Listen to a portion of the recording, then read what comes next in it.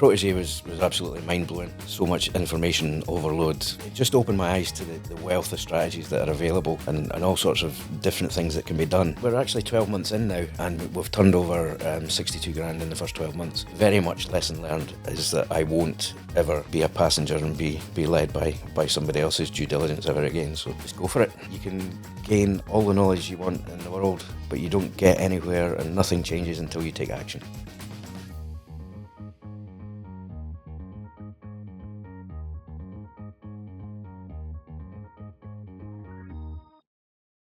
Hello and welcome to the Property Success Podcast. I have one simple goal for this podcast, and it's to bring great guests that will inspire.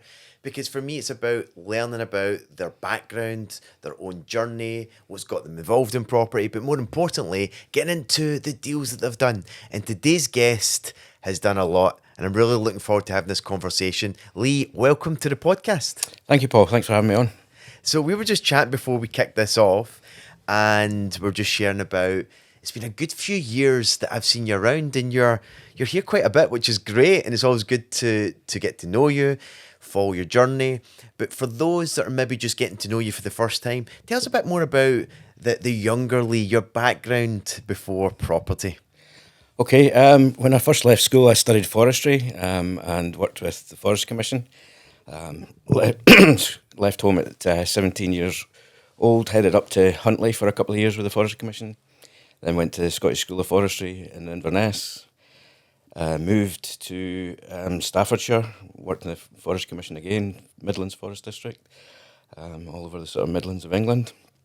Went back to Inverness to complete my studies and then graduated in 95. Throughout that whole time, I worked in bars to sort of support myself throughout all of that, and after I graduated, I never did anything more with forestry whatsoever.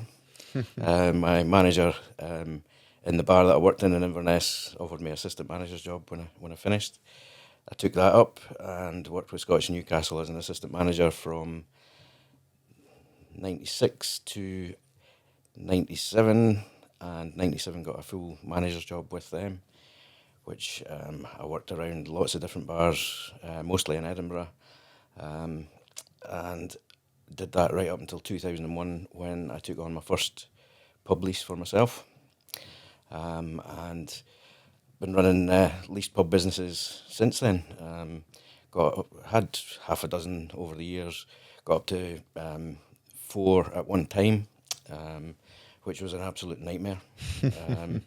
Trying to be in 4 places at once, trying to scale a business which was largely based on personality and my controls rather than being scaled or outsourced or branded or focused in any way, and just kept meeting myself going the other way all the time. Every time I added a new business, I probably ended up making roughly the same amount of profit between 2, 3, 4 businesses as I probably had previously with just one, because I just spread myself too thin in my sort of ambition to grow, but with my lack of knowledge and on how to scale that. But to be fair, in my own defence, the leased pub business is very much based on selling a dream to either a publican or a pub couple or whatever, and it's very much skewed towards the pub lease company, in that they take at least 50% of the profits after all the hard work is done, basically. So if there's not somebody in there doing 40, 50, 60 hours a week, then it's not generally very profitable.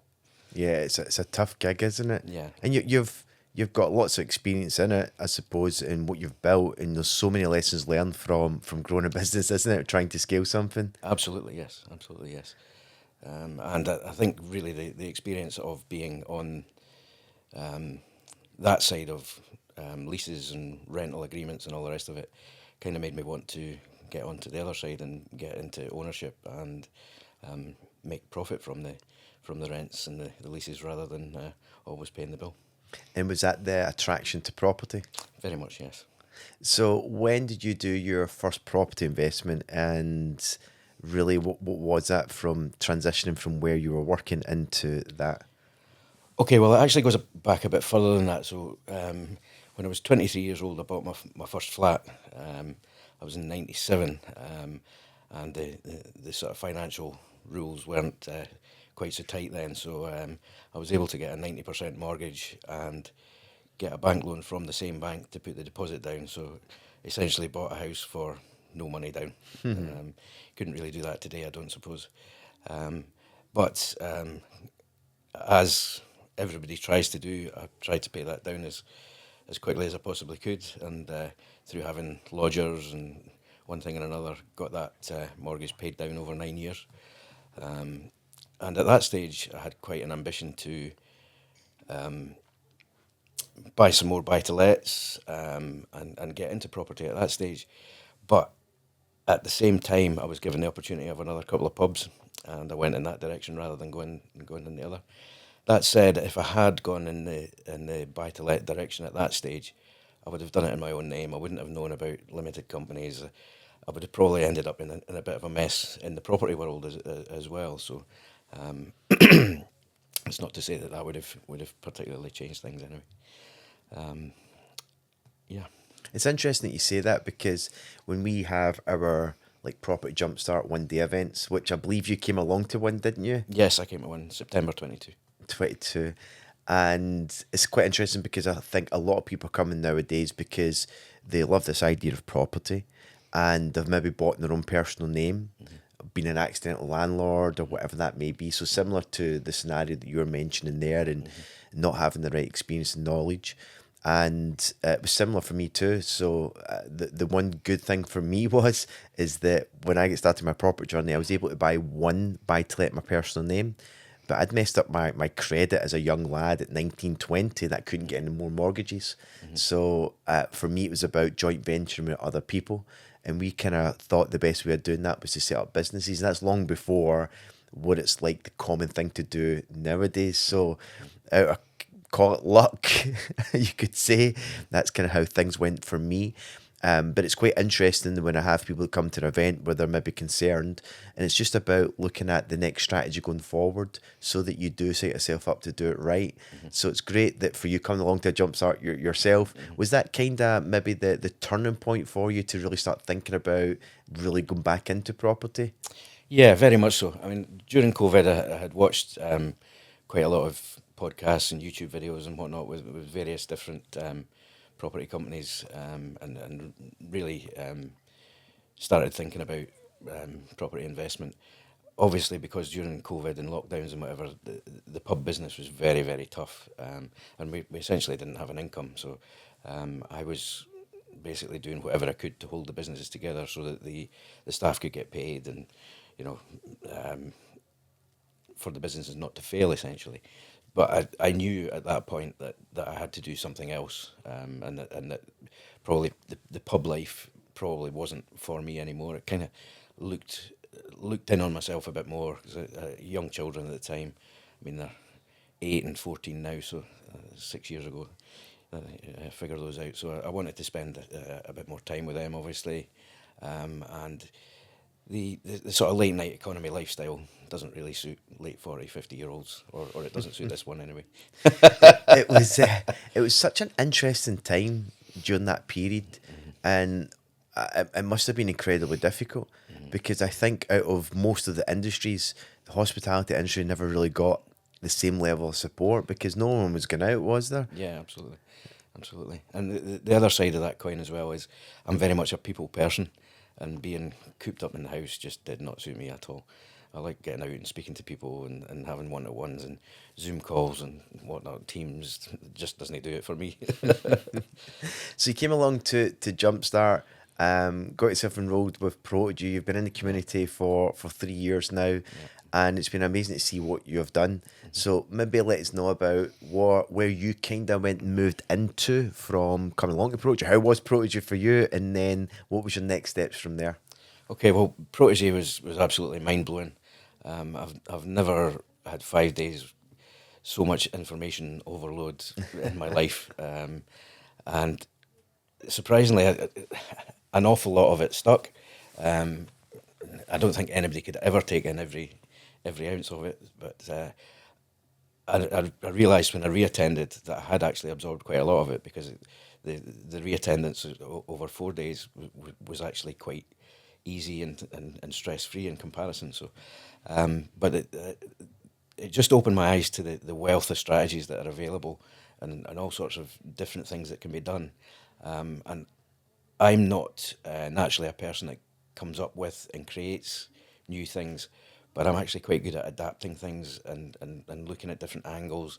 And the first deal that I did post-Protege was I bought an off-market property in Auchterarder in a really hot market for exactly home report value, which everything was going at 25% over at that stage. And the reason I was able to do that was, one, as you say, I just told everybody about what I was doing. I'm the property guy, you know. I'm looking for properties, all the rest of it, and that one came to me through word of mouth. It was the son of a client of my mother's who was selling his house and couldn't be bothered with putting it on the market, and didn't want to empty everything out of it. So I helped him to move. I helped him to put stuff in storage. I did all sorts of little bits and pieces just to get the deal over the line, and saved him quite a lot of money in terms of estate agency fees, and helped him with solicitors and various other things, just the sort of power team stuff that you talk about. And I moved into that house again, mostly for the children, but for myself and my wife to be closer to our parents and stuff like that as well. So that worked really, really well for us.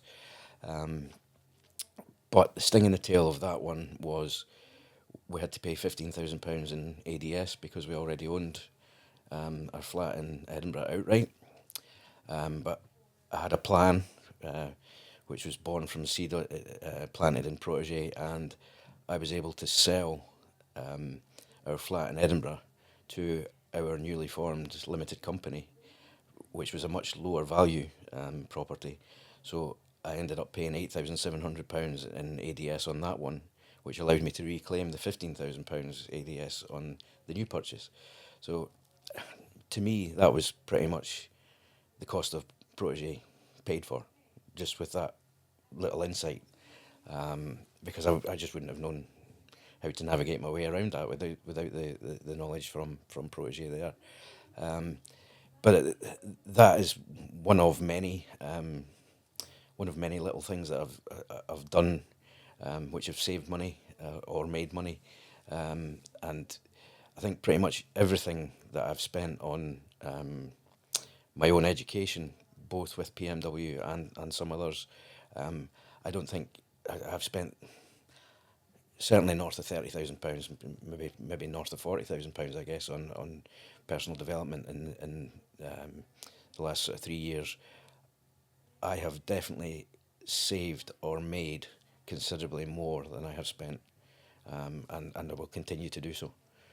Yeah, that's what for me, when I look back at my own journey, it's that every investment I've made in myself, similar to what you've said there to you, is that in a skill set and developing yourself, building your confidence, your belief, your knowledge, and then when you go out there and you apply that stuff that you learn, it's a bit of a challenge, isn't it? Because, I got a degree in IT and computing, and here in Scotland, your university fees are all covered and so forth. So I left there with less commitment because it wasn't any money for me to go through university. Yeah. But I left with a mountain of student loan debt, yeah. Right, which is never great. And then back then, not knowing how to manage money or what to do with it, my student loan effectively funded my lifestyle, which is not a good play. So this is why I love what you're saying there, because once you start investing in you, because you are your number one asset, yep. Not a property you're about to buy. Absolutely. And that's a skill set that if you get an interest in there, especially a skill set that can help you make an incredible amount of money, then you get more interested, more excited about it. You lean into it more, you learn more, and before you know it, it starts to have that knock-on effect on your own wealth and your own lifestyle. Yep. And for you have done a number of, you collaborate with people within the community as well. Of course, you've got active projects. So tell me what went from there, because you've also pivoted into essays and management side of things too, haven't you? Yes, absolutely. Yeah. Well, I did a joint venture with a couple of other tribe members, and we bought a 6-bed bed and breakfast down in Ayr. that we developed and converted into 5-bed, 5-bathroom serviced accommodation, um, which went massively over budget, over program. I was the investor on that one, so way too much of my investment is still stuck within that, unfortunately. But it kind of made a decision for me, in that I needed to find a way to make some more income from that project and not just ignore the sort of dead money that's stuck in there. So my two JV partners had no interest in managing it anyway. They're both more sort of construction oriented. So I offered to take over the management of the SA on that one, which they both agreed to. And I decided while I was going through the process of learning all the systems and processes and setting up the channel manager and all that type of thing, I thought to myself, I might as well do this for clients as well as for ourselves, because the hard yards have been done, essentially, with the familiarisation with the setup and all that sort of thing. So I'm now managing for clients. We're just in the process of finishing off a 6-bed apart hotel in Aberdeen, which I'm going to manage for another JV partner, and myself and another JV partner are just finishing a commercial to SA conversion in the new town in Edinburgh, right as central Edinburgh as you can get. So I'll be managing those as well. And I offer a service to basically any tribe members as well. And I've done loads of really detailed essay analysis for quite a lot of tribe members, and some of them have gone forward with it, some of them haven't. But it's an offer that I have there for people, particularly when they're doing their due diligence. If they're looking at various different exits, whether it be buy to let, flip, essay, whatever, I'm quite happy to do the sort of essay analysis on that for them, whether they want me to manage them or not. Yeah, it ties into something you said earlier on about your level of problem solving and looking at different solutions, and not trying to create something new, but it's just how can you make things more efficient and stuff. Yeah. And that's such a great business to do that with, the whole SA management side. So that's amazing that you've saw like an angle there to make more money that's coming in from a ready-made SA that you've purchased. So from that point of view, that's great. So that's bringing in a revenue stream, supporting and helping other people in the community, and which is always something that I always appreciate, because I love our community. I do. I love how supportive one another are. I love seeing you in there interacting, engaging, and supporting people too, which is amazing. And then the one in Edinburgh is quite an exciting deal, isn't it? Absolutely, yes. So let's unpack that a little bit more, because I think that'd be quite cool. Okay, well that one's fresh in my memory, so I can even remember the numbers, so we can go through that one.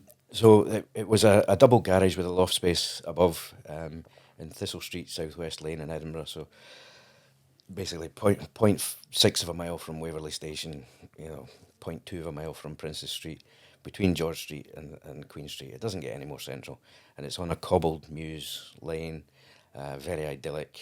And we my JV partner on that one, he actually found it cycling. It just had a placard outside, wasn't advertised online or anything like that. And we made an offer on that, subject to planning, because it had stuck around on the market for quite a long time. And kind of hardly surprising, because £320,000 asking price for a double garage is quite meaty. But we could see the value in it. We had an idea of what the GDV was. We thought the GDV would be around £750,000, and we estimated that we would have to spend probably 220 or thereabouts on the build out, and 30 odd grand on sort of professional fees and things like that. So it would never have worked as a buy to convert and flip, because there just wouldn't be enough headroom in there. But doing the essay analysis on it, if it performs as we have predicted, and I think we've been pretty conservative in that, it should profit north of 75 grand a year. That's servicing all the debt and everything else as well. So This one, I was much more proactive because my JV partner was not in construction, and I was not relying upon other people telling me how things should be, and we decided to put it out to tender and went with the main contractor, with proper Gantt charts and timelines, and properly costed, every single line properly costed from start to finish. And we've finished on budget, well ahead of time. We're about 5 months ahead of time at present. Not quite finished, but we should be finished inside the next 3 or 4 weeks. So very much lesson learned is that I won't ever be a passenger and be led by somebody else's due diligence ever again. So, but yeah, this one, as I say, we made our offer subject to planning, and we took it right through the whole planning process, listed building consent, planning, everything. Historic Scotland, needed utilities. There wasn't anything there at all. So it really has been one where we've had to jump through pretty much every hoop that you can imagine. And right at the final hour, we have discovered now that we do, in fact, need a short-term let licence on each of them when we thought we didn't. And we had been legally advised that we didn't, and we'd submitted our legal argument to the council. And they've now come back and said that we do need them. So we're going to have to jump through that one more little hoop. But I find that when there is legislation to be complied with, it gets rid of the cowboys, and those like myself who are a bit more tenacious will just keep ploughing on and get the thing over the line and make it happen. Yeah, and the good thing is because your background and having the SA management side of things too, that all holds weight when you're applying for the license. Yeah. The fact that you've done all the things that you've mentioned, restored an existing building that was in its current condition into what it is, you know, because Edinburgh is a difficult marketplace to get, as you know, short-term licenses, but you've got everything weighted in your favour because of the hoops that you've jumped through and what you've put together, you know. So from that point of view, once that gets up and running, I'm sure that's going to be another podcast, have a proper conversation about that. Absolutely. And it really is going to be used as a bit of a flagship for attracting investors, because we can demonstrate how many hurdles we can cross and how diligently we can remain on budget and on time, and you know, everybody gets paid back, and you know, everyone wins basically. So yeah, no, that's great. So that's going to be an absolute cracking deal, prime location. Absolutely. You know, which is what you want. And then you are so talk about some other projects, whether it's your own ones or ones that you think's probably good to have a little chat around. Okay, well, the original flat that I spoke to you about that I bought back in '97, I sold it to our limited company. I renovated that and brought it up to HMO standards. It's a 3-bed former council house in a block of 6, nothing fancy. But when I have that, all 3 rooms let out on that one, that nets me £1,300 a month on a property that's worth about 175 grand.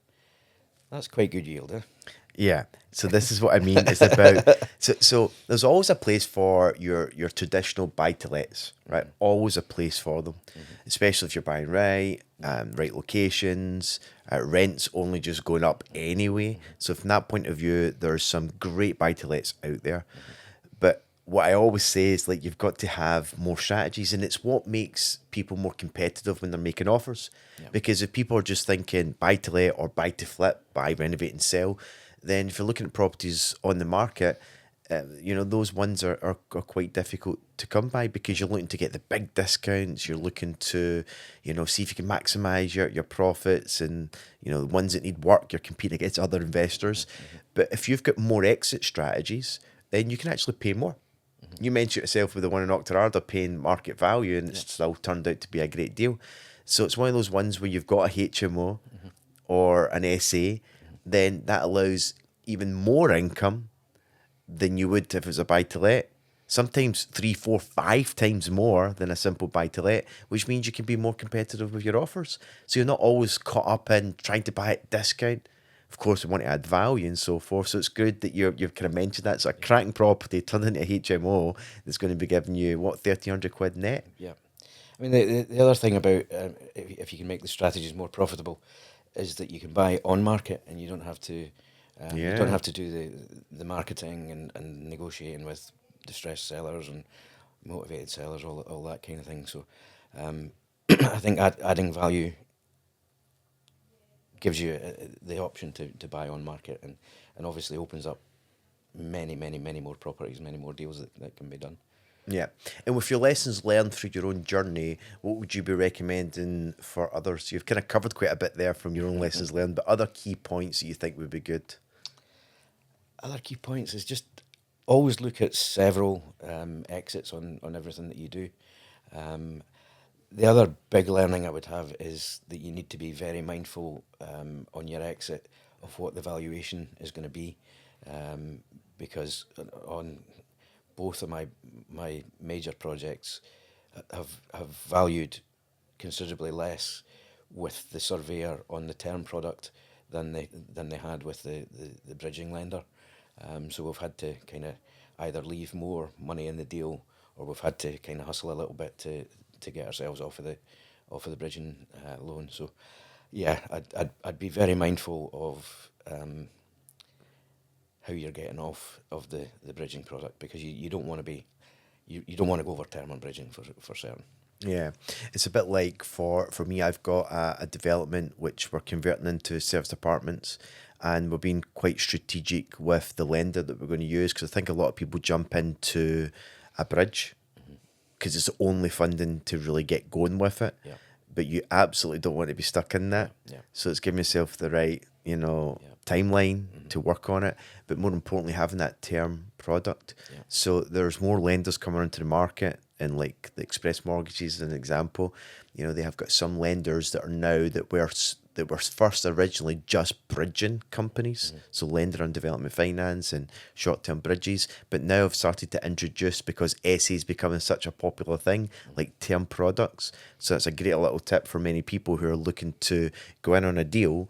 It might be best to speak to a great broker who's got access to these lenders that have term products, because they then start to understand what the game plan is, what the exit, so it means that you can come off. It's a bit like development finance. So I'm building, 69 homes in one development just now, and that's on a development finance bridge. And the good thing is, when you get to practical completion, so when you get to that stage, you've still got a period that some of those homes need to get sold. And if that takes a little bit longer, as an example, the last thing you want is to be paying costly fees and penalties and so forth. But if you've got a development finance lender that can take you off that finance onto a term product, short term, for you to sell those, then that's what you need to be thinking. So I'm glad you brought this up. You need to be thinking about the exit when it comes to the finance and funding side of things, which is good. Yeah, absolutely.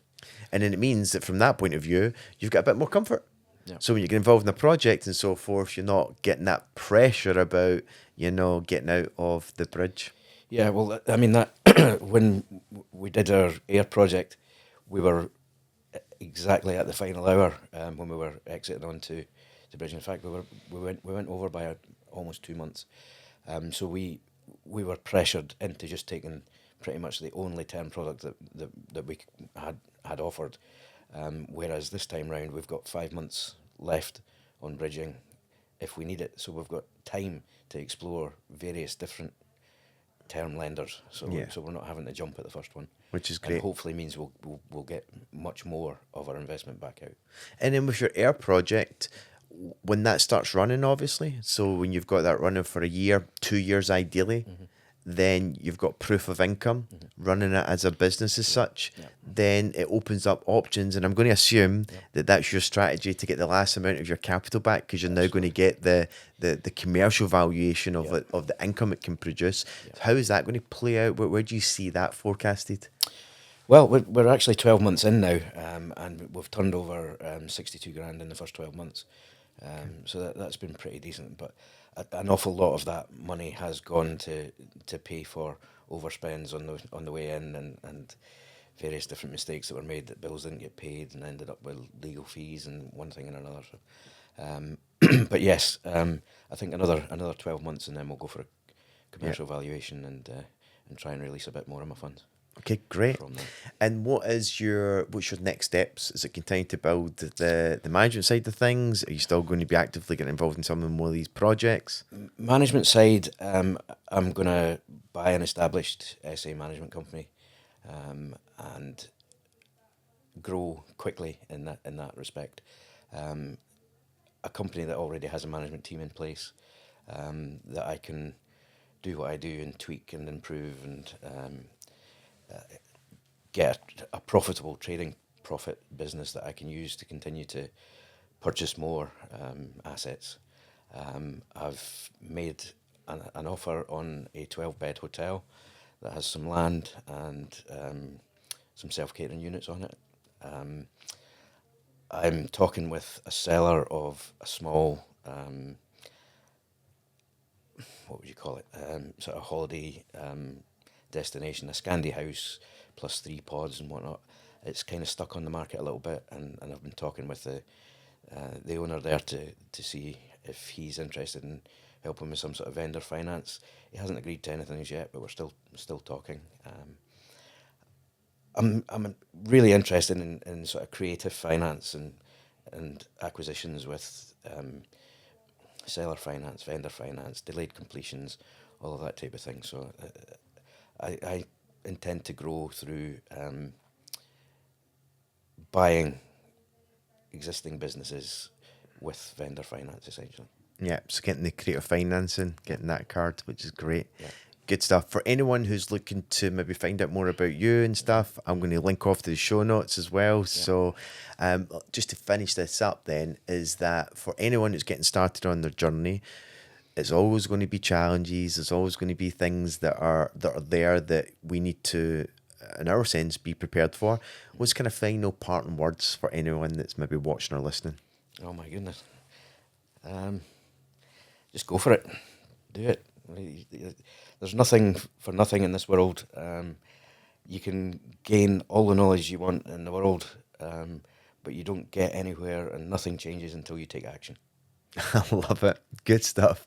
Lee, I think we're going to be doing this again, but I think we should get out to some of those projects that you're working on as well, because it's always great to see it in person as well. So thanks again for joining us for this podcast. For those that are watching here, it's been great to get into the mindset as well as the understanding of what people do in terms of going through their own property journey. I'm sure you got a lot there from Lee as well. If you've got questions, pop it in the comments below. But until next time, all the best and bye for now.